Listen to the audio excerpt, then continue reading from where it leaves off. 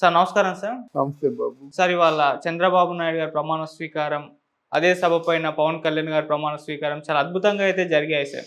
అయితే పవన్ కళ్యాణ్ గారి ప్రమాణ స్వీకారం చూడ్డానికి మెగా ఫ్యామిలీ అందరూ రావడం చూసాం. చిరంజీవి గారిని స్పెషల్ గెస్ట్‌గా కూడా ఇన్వైట్ చేశారు. ఫ్యామిలీ మెంబర్స్ అందరూ వచ్చారు. అయితే ఇది మరోసారి చర్చకు దారితీసింది సార్. మళ్ళీ మరోసారి అల్లు అరవింద్ గారి ఫ్యామిలీ ఎందుకు రాలేదు అని చెప్పేసి, ఈవెన్ అల్లు అర్జున్ గారు రాలేదు, అల్లు అరవింద్ గారు రాలేదు. మరి వాళ్ళకి ఇన్విటేషన్ పంపించలేదా? పంపించినా వారు రాలేదా? అని చెప్పేసి మళ్ళీ సోషల్ మీడియాలో ఒక చర్చకైతే దారితీసింది సార్. మరి ఎందుకు రానట్టు? ఇన్విటేషన్ అసలు పంపినట్టేనా సార్? పంపారా అసలు? ఇప్పుడు అన్ఎక్స్‌పెక్టెడ్‌గా ఒక చేంజ్ వచ్చింది. ఓకే. పాపం చిరంజీవి గారికి ఏమి తెలియదు. ఇప్పుడు ప్రశంసలు వచ్చినా, నిందలు వచ్చినా ఆయన మీదకే వస్తున్నాయి. అవును. ఎలాగైందంటే అటు అరవింద్‌తోని చెప్పలేడు, ఇటు ఉన్న విషయాల్ని ఖండించలేడు. కానీ మధ్యలో నలిగిపోతున్నాడు అన్నమాట.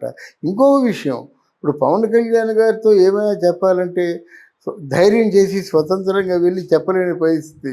ఆ చిరంజీవి గారి దగ్గరికి వచ్చి ఆయన పరిచయాన్ని పురస్కరించుకొని కాళ్ళలో వేలో పట్టుకొని బతిమాలే పరిస్థితి. Is not decision maker.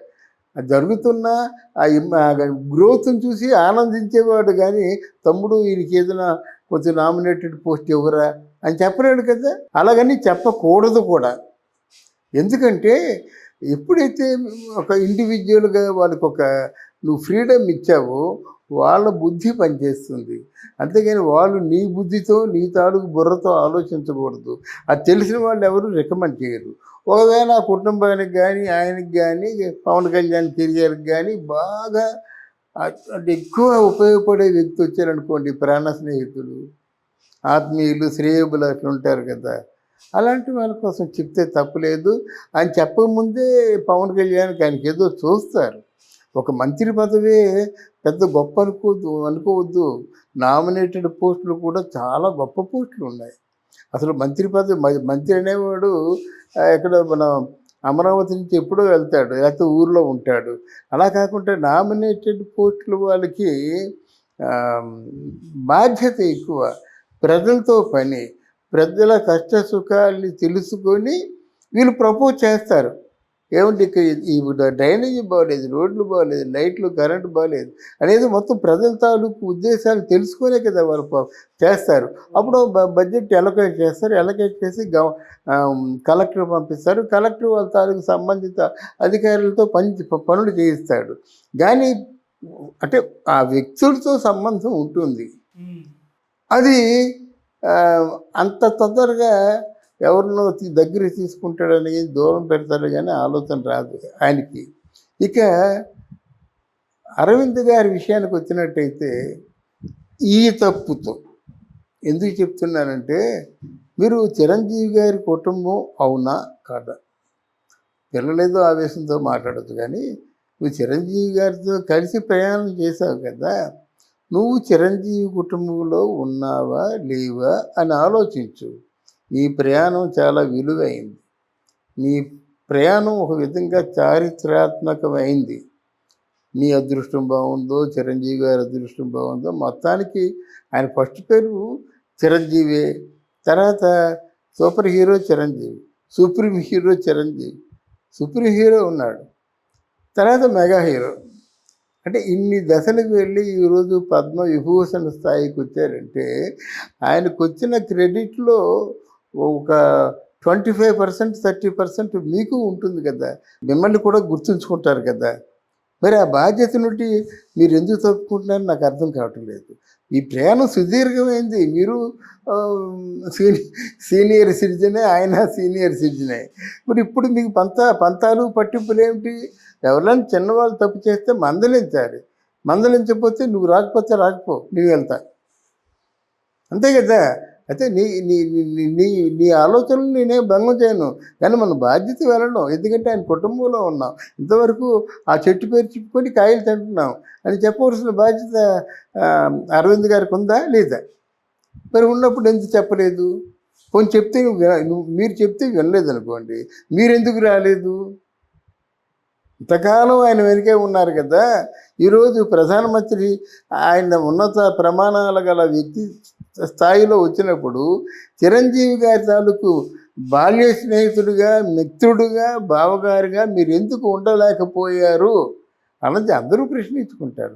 అంటే చిరంజీవి మీరు కలిసి ప్రయాణం చేసిన ఆ ప్రయాణంలో ఎత్తుపల్లాలు తెలిసిన నాలాంటి వాళ్ళు తప్పకుండా ప్రశ్నిస్తారు. ఎన్ని కష్టాలు పడ్డారు మీరు, ఎన్ని టెన్షన్లు పడ్డారు మీరు, ఈ స్థాయికి వచ్చేసరికి మీరెంత నలిగిపోయారు, ఆయన ఎంత నలిగిపోయారు. ఆ కష్టాలన్నీ అయిపోయి సుఖపడే పరిస్థితి వస్తే మీకెందుకు అభిప్రాయ భేదాలు? ఎవరైనా కష్టాలు వస్తాయి, అభిప్రాయ భేదాలు వస్తాయి. కష్టాల్లో కలిసి ఉన్నారు. ఇప్పుడు ఆయన ఒక పద్మవిభూషణ్, మీరు ఒక almost mega distributor, mega producer. మీరు మీకు అనుసరణలోనే ఇండస్ట్రీ నడుస్తుంది. ఆ పెద్దరికాన్ని నిలబెట్టుకుంటే మీకు పెద్ద మనసు కూడా కావాలి కదా. ఆ పెద్దరికాన్ని నిలబెట్టుకోవాలంటే పెద్ద మనసు కావాలి కదా.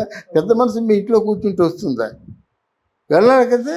Yes, I'm there everywhere, any time I'm behind Chiranjeevi గారు, మై బావ గారు అంటే బాగుండేదేమో ఆయన ఆలోచించుకోవాలి. ఉవ్వెత్తిన ఎగరడం కాదు, కొన్ని కొన్ని విషయాలు మనం అవాయిడ్ చేయలేము. ఈరోజు వచ్చి చిరంజీవిని పరిచయం చేసిన చిరంజీవి పక్కనే మీరున్నట్టయితే ఎంత ఉన్నతంగా ఉండేది అది. మాకు అవసరం లేదండి, మాకు ఏ పొగడ్తలు అవసరం లేదు, మాకు ఏ ప్రధానమంత్రి అవసరం లేదంటే అది మీ ఇష్టం. మనం చెప్పేది ఏమి లేదు కదా. అలాగే అరవింద్ కూడా కొంచెం ఆలోచించి ఉండవలసింది. మీరు ఆ పిల్లలు ఏవైనా కొంచెం ప్రెజర్ ఇచ్చారేమో తెలియదు. అల్లు అర్జున్ ఇప్పుడిప్పుడే పైకి వస్తున్నాడు. ఇప్పుడిప్పుడే పైకి వస్తున్న వ్యక్తి ఎందుకు అంత మొండిగా ఉంటున్నాడో, yes, whatever it may be, ఏమైనా కానీ నేను ఎలాగే ఉంటా, నా ఇష్టం, నేను ఎలాగే మాట్లాడతా.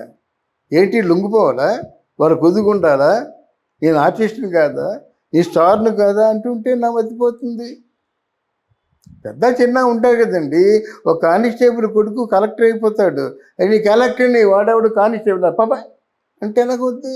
వాడే నిన్ను కలెక్టర్ చేశారు.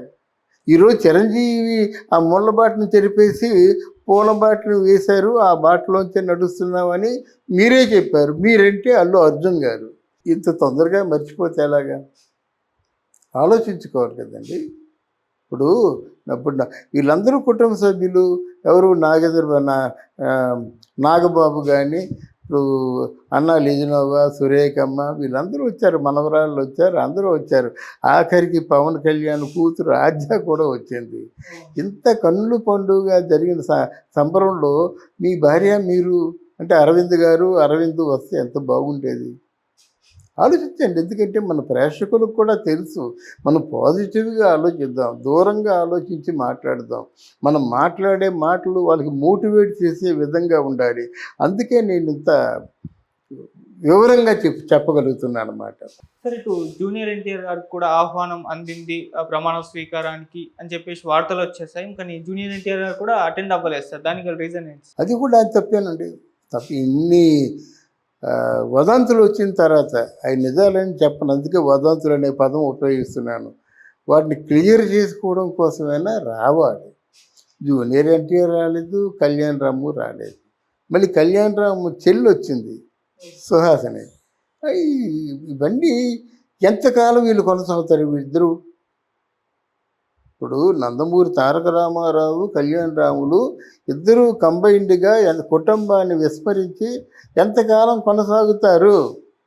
నందమూరి వారి కుటుంబం, నారా వారి కుటుంబం రెండూ కలిసే ఫంక్షన్ ఎంజాయ్ చేశారు. అందులో మీరెందుకు ఉండకూడదు? అందువల్ల ఇవి అనవసరంగా ప్రశ్నలకి దారి చేస్తాయన్నమాట. ఎంతోమంది ఎన్నో అంటారు, ఆ బ్లడ్ మీది కదండి. ఆ బ్లడ్ ఎవరిది? మీది. బ్లడ్ అంటే పురంధరి ఏమన్నా భువనేశ్వరి ఎవరు? మీ మామయ్య కూతురే, మీ తాతయ్య కూతురే కదా. వాళ్ళ తాతయ్య అవుతాడులే ఎన్టీ రామారావు గారు. పురంధరి భువనేశ్వరి భర్త నారా చంద్రబాబు నాయుడు. బాబాయ్ ఎవరు? బాలకృష్ణ.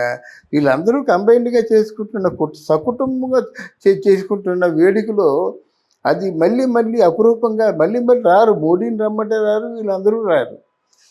ఒకసారి ప్రమాణ స్వీకారాలు చేస్తారు, మళ్ళీ ఇంకోసారి ఉంది కదా వద్దాం అనుకుంటే. దీన్ని కొంచెం వీడియో రూపంగా చెప్పినా బాగుండేది. కామినేని శ్రీనివాసరావు అని హాస్పిటల్లో ఉన్నాడు, వీడియో రూపంలో చెప్పాడు, హాస్పిటల్లో ఉన్నాను నేను, రాలేకపోతున్నాను ఫంక్షన్. కానీ అలా ఉంటుంది కదా, ఎంత జెన్యూన్గా ఉంది. మీరు ఒక వీడియో రూపంలో ఇలా ఈ కారణం చేత నేను రాలేకపోతున్నాను, నన్ను క్షమించండి నా మాట చెప్తే ఆయన పెద్ద వ్యక్తిత్వం, పెద్ద మనసు బయటపడేది. Okay sir. లేకపోతే ఇంకా మీరు ఇద్దరు కయ్యానికి కాలు దూకుంటే మీరు ఎవరేం చేస్తారండి? ఒకసారి అనుభవించాలి. ఆ కయ్యం తాలూకు ఫలితం ఏమిటో ఒకసారి అనుభవిస్తే తెలుస్తుందన్నమాట. అక్కడ అగ్నిగుండం ఉందిరా బాబు, ముందు దహించేస్తుంది నిన్ను అంటే, గుండంలో నడవలో నాకు తెలిసింది, సగం దూరం నడిచి కాలిపోతే మనం ఏం చేస్తాం? చేయలేం కదా. పోనీ నడిచేసినా పర్వాలేదు. అంటే వీళ్ళకంటే బలవంతులై ఉండాలి కదా. ఇక్కడ 5 సంవత్సరాల పాటు ముఖ్యమంత్రి అన్ని అధికారాలు కదా కదా. మరి ఆయన ఏమన్నా చేయొచ్చు, ఏమన్నా చేయగలరు. ఆయన లేకపోయినా బయటి వాళ్ళే సజెస్ట్ చేస్తారు. అందువల్ల వాళ్ళు ఆలోచించినట్టయితే సభ్యతగా ఉండేది. లేకపోతే ఇది నలుగురు